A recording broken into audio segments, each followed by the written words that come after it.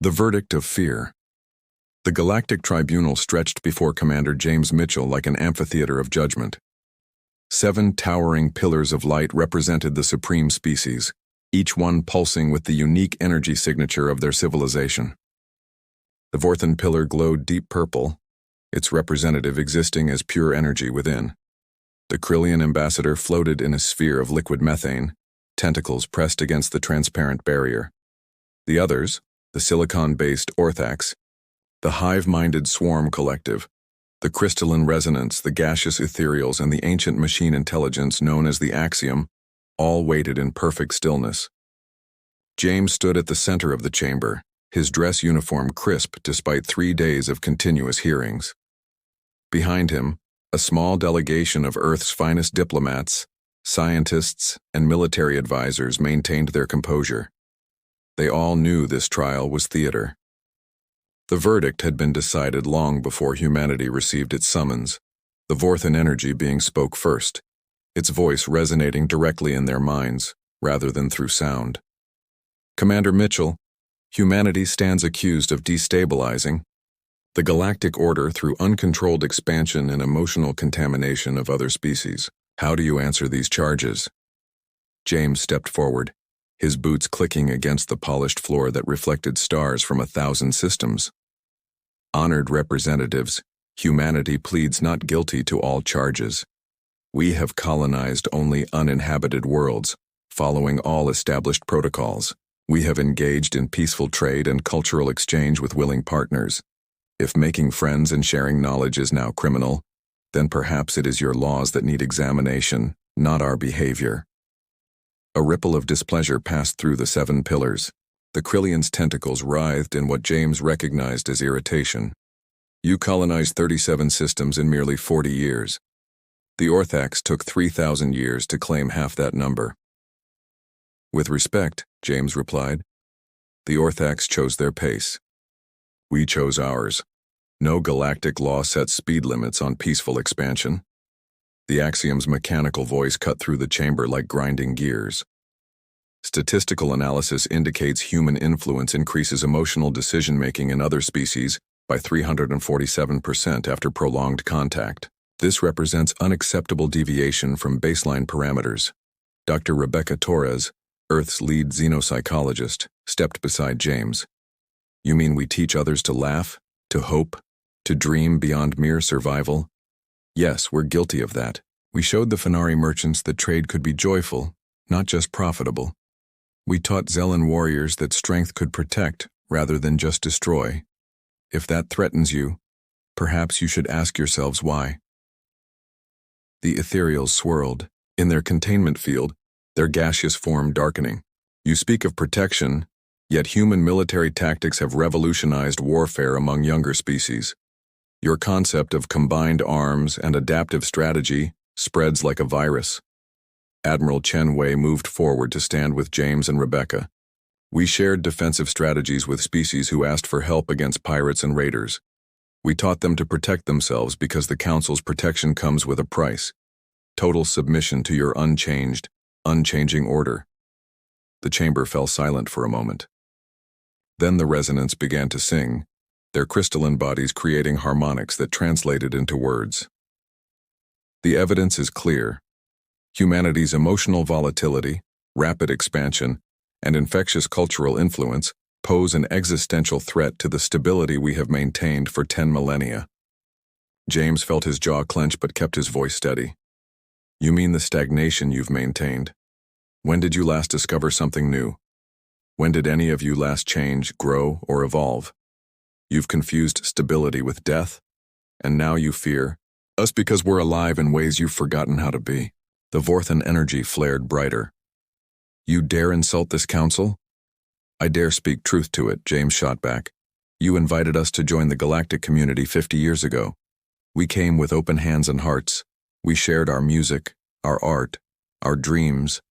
And yes, some species liked what they saw. They chose to adopt some of our ways just as we adopted some of theirs. That's not contamination. That's growth. The swarm collective spoke with 1,000 voices in unison.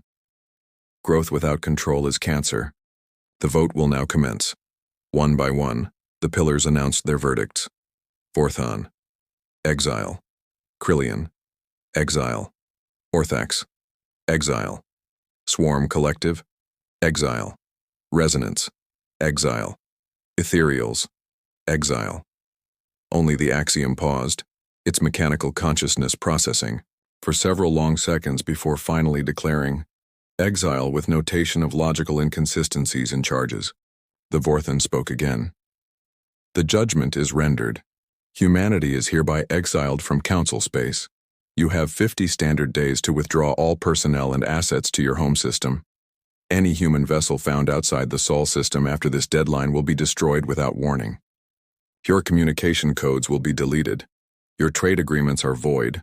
Your name will be struck from the Registry of Civilizations. Rebecca grabbed James's arm as he started to step forward, but he gently removed her hand and approached the council one last time. You think you're exiling us, but you're really exiling yourselves. From growth, from change, from the very evolution that made each of your species what they are today. We accept your judgment, not because it's just, but because we're better than this. He turned to face his delegation. We'll leave your stagnant paradise, but remember this day, honored council members. Remember it when the universe sends you a challenge your rigid thinking can't solve. Remember it when you need the adaptability you've just thrown away. Remember it when you realize that in your fear of human fire, you've condemned yourselves to freeze in the dark. The human delegation turned as one and walked toward the exit. Behind them, the 7 pillars dimmed slightly, though none would admit to the doubt creeping into their ancient minds.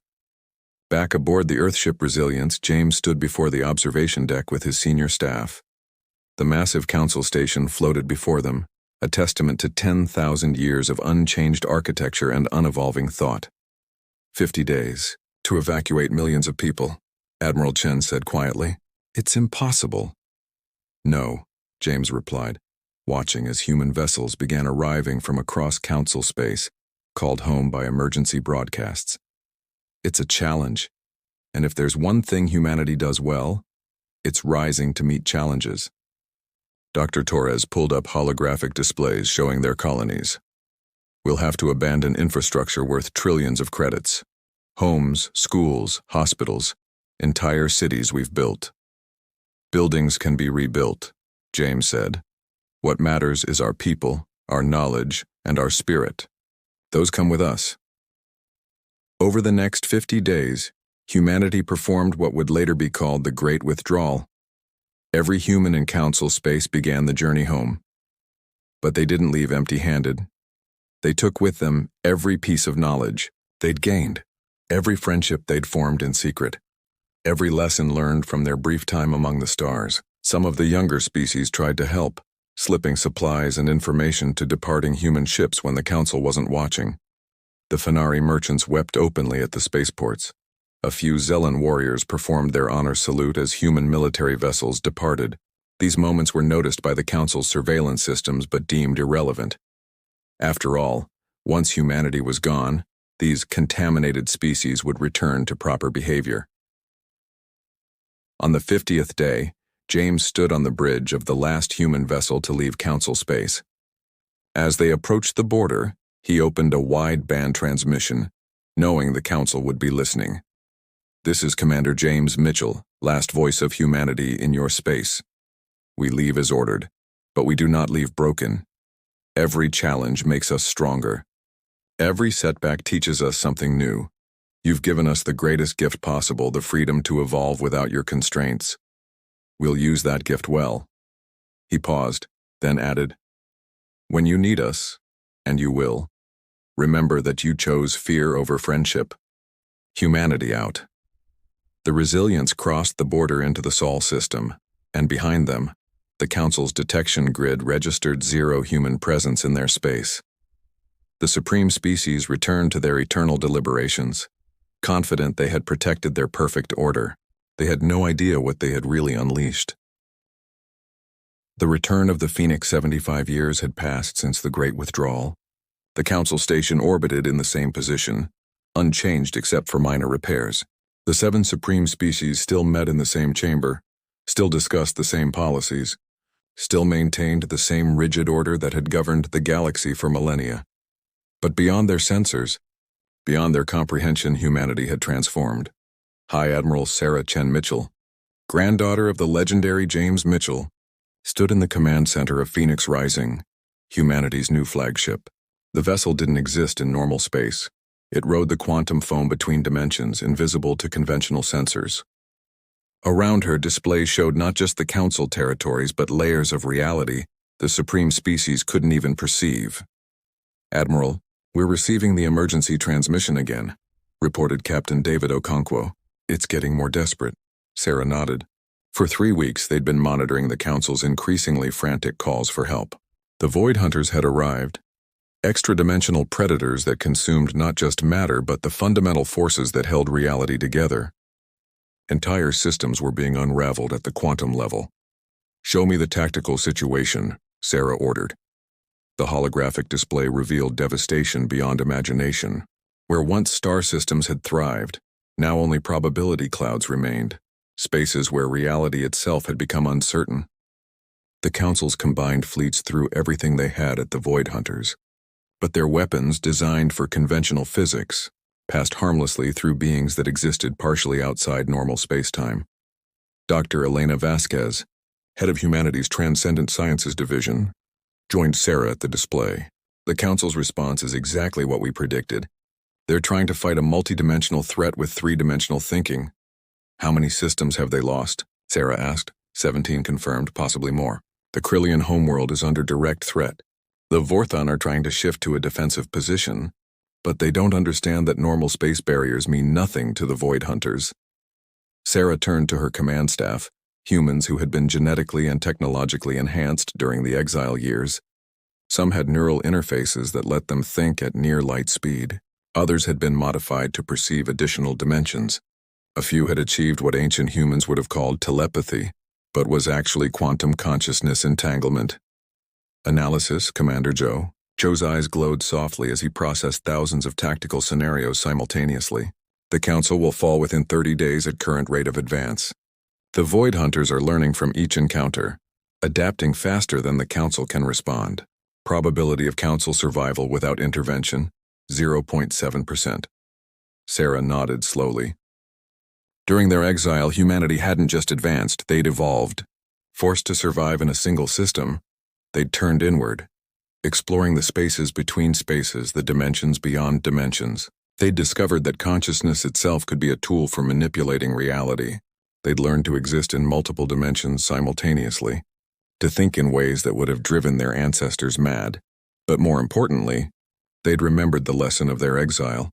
Strength came not from standing alone, but from bringing others together. "Admiral," Captain Okonkwo interrupted, "we're detecting something interesting. 3 species are attempting to send signals outside Council space. The Fenari, the Zelen, and, surprisingly, several younger members of the Orthax Collective." Sarah smiled. "They remember us. Should we respond?" Okonkwo asked. "Not yet. First, we demonstrate. Then we negotiate." She turned to her crew. "All ships prepare for dimensional shift. We're going to save the Krillian homeworld." Across the hidden human fleet, 1,000 vessels began their emergence from quantum space. They materialized not with the flash and thunder of conventional faster-than-light travel, but like ghosts becoming solid, fading into existence from directions the Council's sensors couldn't even detect.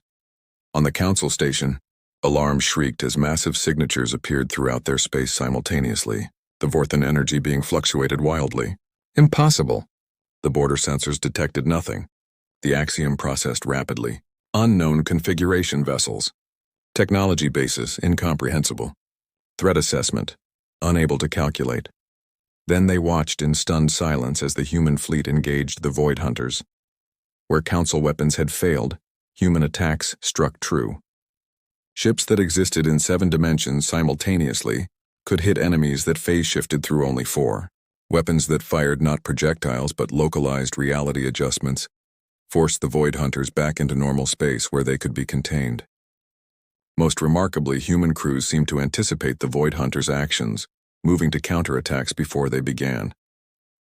The battle for the Krillian homeworld lasted 6 hours. When it ended, the Void Hunter assault force had been completely neutralized. their essence trapped in probability cages that humanity had learned to construct during their isolation. The phoenix rising materialized near the council station, and Sarah's image appeared on every screen in the chamber where the 7 supreme species had watched the battle in shocked silence. "Members of the Galactic Council," Sarah began, her voice carrying the weight of history. 75 years ago, you exiled humanity for being too adaptable, too emotional, too quick to change and grow. You were right about one thing. We are all those things. But you were wrong about what that meant."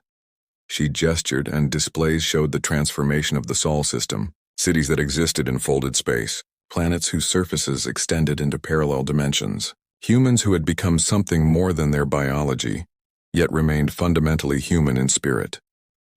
"During our exile, we didn't just survive. We transcended. We learned to think in ways you can't imagine, to exist in spaces you can't perceive, to fight enemies you can't understand. But most importantly, we learned that true strength doesn't come from standing still. It comes from constant growth." The ethereals swirled frantically. "What do you want, revenge? Our surrender?" Sarah shook her head. "We want what we've always wanted, partnership, but this time on different terms. The Void Hunters aren't gone. They're regrouping in dimensions you can't reach.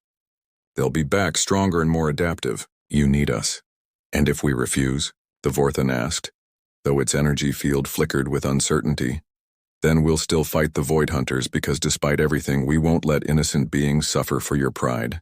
But we'll do it alone, and when we win, and we will win, the younger species will remember who stood with them and who stood apart." The Axiom spoke after a long calculation. "You propose an alliance?" "I propose evolution," Sarah replied. "Join us in growing, changing, adapting.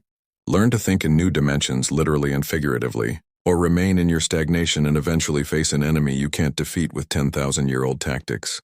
She paused, letting her words sink in. "You have one day to decide. But know this, humanity didn't return as conquerors. We returned as what we've always been, pioneers showing the way forward for any brave enough to follow." The transmission ended, leaving the council in chaos. Some members raged about human arrogance. Others quietly acknowledged the truth in Sarah's words. The Axiom ran probability calculations that all reached the same conclusion: adapt or perish. 20 hours later, the council's response came. It wasn't unanimous. The Vorthan and Orthax dissented, but it was enough. The treaty that followed would be called the Phoenix Accords, marking not just humanity's return to the galactic community, but the beginning of a new age, an age where emotion and logic worked together, where rapid change was seen as evolution, not contamination, where the strength of diversity replaced the brittleness of conformity. The Void Hunters did return, as Sarah had predicted, but they faced not a divided galaxy of rigid civilizations, but a united front of species that had learned humanity's greatest lesson. Together, adapting and growing, there was nothing they couldn't overcome. In the end, the Council had been right to fear humanity's influence. It had changed everything, but that change had saved them all.